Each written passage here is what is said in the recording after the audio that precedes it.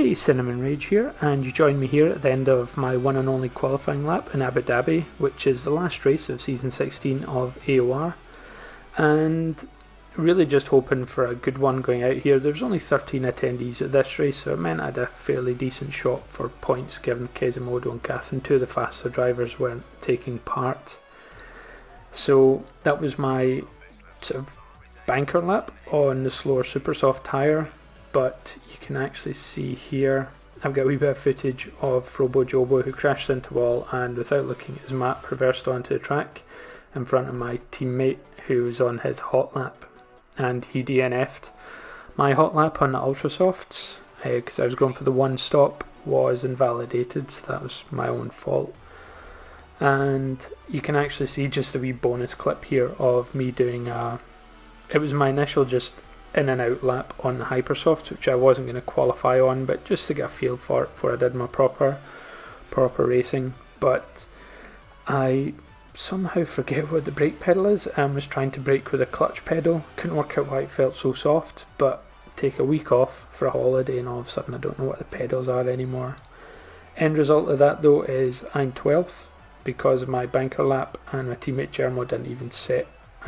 He set an earlier banker lap as well.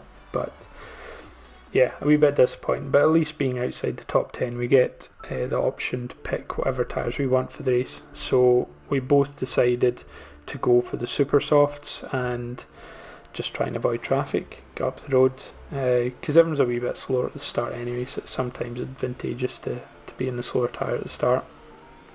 I get a good run off the line. Revolution gets quite a poor one. I'd agreed with Jermo I wasn't going to fight with him into the first corner because he was fighting for championship positions, whereas I'm not. But you can see it was a slightly eventful start. I'm not quite sure what sent Bayfield off to the left, but he hits the wall, comes back in and hits OK, and both of them swing to the right, narrowly avoiding the front of GJDJ's car. So he must have slammed on the anchors because he loses a lot of time here to me. But being on the inside, I had to kind of come off the throttle a little bit, or else I'd have slid into the side of his car. And actually with the position, I'd either have pit manoeuvred him or I'd have lost my front wing, so it was worth me just backing out. Now at this point, I've gone from 12th to 10th, and more impressively, Jermo has gone from 13th to 8th. So a really good start for him, especially because his pace was good. He should have been good for an actual podium had things gone his way at the qualifying session. And you can see here Frobo Jobo, who it was that took Jermo out in qualifying. He actually makes a mistake and runs wide, but credit where credit's due, he does take the safest approach and doesn't try for a second unsafe rejoin onto the track after an incident. So he stays quite wide, and there's no further incident after this event. So at this point, probably not a massive amount to see. The goal here, just while we fast forward through it, I think Frobo made a mistake there, so I got past quite easily as he ran wide again, possibly had wing damage, and that's me up to 9th. But while skipping ahead, the plan here was to go to about lap 16, maybe 15 on the super softs, whatever it was that kind of was most compatible with Jermo's stops, to give him the best shot of making up places and getting a couple of, or maintaining his championship position. But I have caught back up with GJDJ and Jermo. Jermo makes a wee bit more sense because we're both on the actual slower tyre, but GJDJ is on ultra softs. So the goal here was to help Jermo with his championship. If I could somehow get in front, I don't know if he had a wee bit of wing damage or something, because certainly he's a quicker driver than me, and me not hitting my braking point properly there certainly doesn't help my chances of getting past him. Having to do a wee bit of a reset and make my time back up again, because I've probably dropped, guessing that's probably about a 2-3 second gap again. But the goal here was to try and again do everything I could to sort of help Jermo, not by sort of doing anything odd, but just by trying to get up past people that he's battling in the championships and just giving him priority strategy. But we've always done that through the season anyway. Whoever's in front during the race gets to choose pit stops, another driver will flex to it. So yeah, the plan here was he was going to pick his pit stop and I was either going to pit a wee bit early or a wee bit later, just depending on how my race is going, whether or not I stuck behind somebody. The super soft tyres do seem to last quite well, but I did find this track quite hard on tyres. Not too bad on ERS, although I do run it a wee bit closer later on in the race. But I was quite pleased with my performance in this. I'd done one practice session, just in time trial, just to get a feel. You can actually see DJ going in there to pit. It's just quite early on ultra soft, so I'm guessing he must have had wing damage. But as I was saying, I'd only done one time trial session, and then a week and a half later, because I'd gone away on holiday, I came back, and in the morning or the afternoon of the race, I did one practice session, like a proper race sim with, again, Germo. And that was it. We did another qualifying sim at like half an hour before the race, and that was my absolute practice. So I think it really is a testament to how much I've got used to having no traction control that I can actually do that now without needing a long time of watching a lot of YouTube videos. But you can actually see here a good teammate replay. I was beginning to catch up with Germo at this point. You can actually see I left off really early, just so that I wasn't scaring him into the corner entry and not distracting him, as he was catching up with Mini Dude, I believe, just ahead. Always quite difficult when recording these. I'm looking at my small kind of like window, so it makes the text quite difficult to read. But regardless, he's catching up with Mini Dude, and he does get a great overtake here, coming into probably the last sector at this point. And yeah, job done. That's him now up to 6th. I'm in 7th, which again is for position. It's not like I'm out of sync with anyone else's pit stops, because even DJ, he'll still have to do another pit. But you can see here, Mini Dude goes off the track really wide. So I assume he's not going to try and come on because he was so far off, but he comes in at an angle that was never really going to work. And obviously this is in slow motion, so I didn't know he was going to appear back in there, and I get wing damage. This is lap 6, and I'd get a wee bit of wing damage in the practice session. It was just very difficult. So speaking to Germo, I decided I would just go for the pit, go onto the ultra softs and run 2 ultra soft stints. But unfortunately, although I don't realise it now, I don't have a second set of ultra softs. I was going to actually have to do ultra softs, and I even thought, once I realised I only had one set, I looked to do another super soft stint, but I had no more super softs. So I was going to have to stretch these tyres from start lap 7 to about lap 20ish, and then jump at that point onto the hypersoft. So it's going to be a wee bit of a challenge and test my ability to kind of maintain some tyre wear. Something I have kind of struggled with over the season.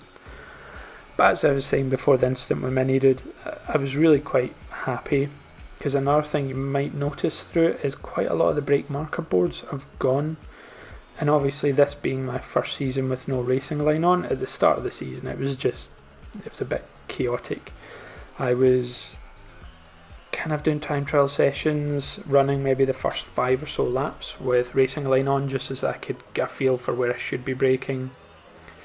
Later on I was watching a lot of TRL Limitless videos where he did his hot lap and setup guides, and I was basically watching them at 25% speed, which does make him sound quite funny, but the goal of that was just to properly see where he was braking, where he was turning in, and I mean it did definitely make a big difference to my driving. But eventually, about 2/3 of the way into the season, he'd stopped posting hot lap videos. But rather than go back to doing what I'd done at the start of the season, which was to to run with racing line on for like 5 or so laps and work it out that way, I just got quite good at judging. And a lot of the tracks that I've seen from previous seasons, there's a wee bit of muscle memory, so you do tend to remember where you're meant to brake. But not denying for a second it wasn't challenging. You can see there the brake marker board's gone, but you begin to sort of spot the black boxes at the top right for yellow flags and blue flags, and you start kind of learning to use them as your braking points. This section didn't really have a lot. So again, the one on the left here is the same, and actually on the main straight as well, you'll see all the brake marker boards, they'd gone from lap 1, but I knew I could brake a bit after the green Rolex sign. So yeah, I'm really chuffed with how much I improved my driving, that I kind of learned to make these adjustments. So here you can see on lap 20, I'm coming in for my second, unplanned admittedly, and final pit stop. And I'm going to go on to the Hypersofts, which I think they recommend about 12, but that can't be right, sorry, 12 is Ultra Softs. Yeah, about 6. So I decided to try it on 7. Atul had pitted the lap before. I'd been catching him quite heavily, so actually the gap remained about the same. I never managed to get a huge boost, but you can see a couple of laps later on lap 22, sorry, it was lap 20 when I pitted. I've stayed within 3 seconds of him. He has got a 3-second time penalty, but we're kind of caught up with Mini Dude and Revolution, but he managed to get past both of them down this straight, and I need to maintain a gap of less than 3 seconds to try and take the place from him. But the fact he gets past them before the slow section, the third sector, meant that gap was going to increase. We were on essentially, I had 1 lap fresher tyres, but that's not really going to make too much of a difference. I don't know if LE Revolution was backing out there just to not fight it because he knew there was no point, but I do appreciate that because it gave me one of the places back in an area I wouldn't have expected it. And yeah, I seem to have quite good pace here compared to Mini Dude. I do go for a slightly hopeful dive down the inside, but actually I got a really good exit here onto the home straight. I have to kind of correct a wee bit as the car steps out, but I get the move done. So luckily just within the last sector I do actually get 2 places back. I didn't actually notice what the gap was to Atul there, but I believe it was like 4+ seconds, so that's me now, 5 laps to go and the gap's opened up again, so I'm having to try and fight it back in. My pace though felt really decent, to be honest, and you can see I did catch up. I'm sure he was a wee bit slowed down by Code Z just in front of him on lap 25. I'm still out with the DRS range, which means I'm not closing up quite as much as I would like. And there you can see me just checking again if he'd got any more penalties. He hadn't. At this point I think I'm on 2 warnings, so 1 more warning and that's it. I'm on a 3-second penalty and my chances of getting past him are kind of gone, so I was taking it quite carefully into the corners, but despite getting like 12 or 15 seconds in my practice session earlier in the day, I actually get 0 warnings. A wee bit of a spoiler maybe, but I get 0 warnings in this race, so really pleased with that. I've got really quite good at just stamping out penalties for track extending and corner cutting.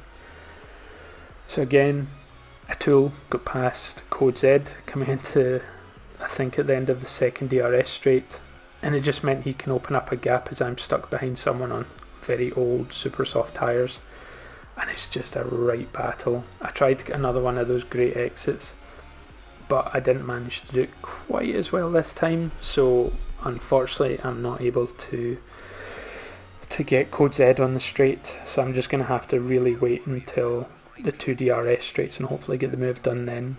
And again, just looking at the mini map, you can see how far ahead Atul has got already. And again, just coming through there, you'll notice a 100 metre board, which is what I used as my brake marker just to the previous chicane. It's gone. Just meant it's very difficult, and even the brake marker board on this straight was gone as well, but luckily it happened in one of the practice sessions. I'd taken a mental note of a couple of other kind of track features that I could use as my brake, like again the wee black box at the side. So coming in here, I've got past him. It's lap 26, halfway through lap 26 it should be said, so 2.5 laps in total to try and make back up the time. And we're going to see just before we cut on to a bit later in the lap that it's over 3 seconds. Not by much, but it is over it. Now I'm going to again cut ahead onto lap 27, but I did actually get the gap down to, hopefully we'll see as I cross line here, 2.3, and at points I even had it down to 1.8, but on the very last lap I get overly cautious, and yeah, I'm just going to leave this in because I do think I was racing really quite well here. But I do get overly cautious, and I think the gap goes back up to about 2.3 seconds coming into the last sector. And actually had a bad exit onto the home straight, and it went up to about 2.6, 2.7 seconds. So yeah, I almost messed it up there on the very last part of the race. So yeah, I'm so happy with the way I was driving. Atula is a faster driver than me, but here we were, no damage. We were on essentially the same tyre strategy for the same amount of laps at the same point in the race, and I was closing them down. As I say, I'll drop a wee bit, but that was just a wee bit of nerves in the last slick sector. But yeah, just really happy. I thought it was a really good way to end the season, and you can see here Callum won it. And actually, it should be said, my teammate who started last, again, it kind of does need to be reiterated, he started last, ends up only 9/10 away from Callum Teasdale, so in second place, which is a crazy good result. So that meant he definitely kept his positions. I don't think he jumped, maybe he did, but we'll see in a moment. Anyway, because it's the end of the season, I've got some tables, etc. just to have a wee look at. But yeah, rounding the last corner, you can see as I cross the line, I don't know if it'll come up, but I do get the jump on a tool. 2.6 seconds was the gap in the end. So I did manage to get 5th place. So yeah, it's been a brilliant season. It's been so frustrating at points. The first third of the season, I was a wee bit fed up. I was just struggling with the no racing line. I felt I was in a league too high, but honestly, I think it just caused me to have to up my game. So yeah, it's not been easy at points. Qualifying was generally 11th to 14th, a lot of 13th and 14th there as well, and actually a lot of finishing positions of 11th. I had incidents, you can actually see there, me, Germo and Donut were the only drivers to get no time penalties, so quite pleased with that as well. But as I was saying, I just struggled. I kind of kept just finishing outside the points, and it was frustrating. But as I say, I think just the fact I even get DNF 3 times because someone spun in front of me and had bad track re-entries. But yeah, either way, I think I've had a really good end to the season, and I feel like I've learned a lot. So this was the final table. Kezimodo won, which was congratulations, and then followed by Glazegator and Catherine. Glazegator beat Catherine by 1 point at the end of the season just because she couldn't actually make the race. And my teammate Germo, he finished 5th, and myself finished 12th, which is really as much as I could have expected. In terms of the championships, because we had such a good end to the race, we had like 28 points between us, we actually got into 3rd place. So really, really happy with that. We were still like almost double the points to 2nd place, but regardless, just super pleased with that. In terms of teammate battles, you can just see that Germo kind of pretty much doubled the amount of victories. He had a bad start to the season, which is where most of my kind of time came from, my occasions where I beat him either in qualifying in the race. But yeah, just super happy, and thanks again to Germo, my teammate. Superb. Kind of spent a lot of time practicing. He helped me out a lot in a couple of the races where I was only really got to practice on the day of. It was set up, and yeah, just strategy as well. So yep, it's been a good season. Looking forward to the next season, season 17, where I'll join an OSS league. So unfortunately it won't be Germo's teammate, but it will be a new challenge, and based on looking at times in F4, the lowest of the other leagues, there's a good chance I should be able to do a wee bit better than I've done here. So we will see. But anyway, thanks for watching this season. I hope you've enjoyed it all, and I will keep posting in season 17, so hopefully see you then. Thanks, bye.